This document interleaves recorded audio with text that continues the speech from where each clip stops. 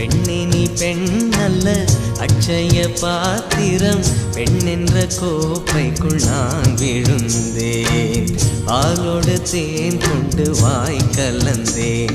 ஏ அசைந்தாடும் காற்றுக்கும் அழகான பூவுக்கும் காதலா காதலா, ஏ அலையாடும் கடலுக்கும் அது சேரும் மணலுக்கும் காதலா காதலா.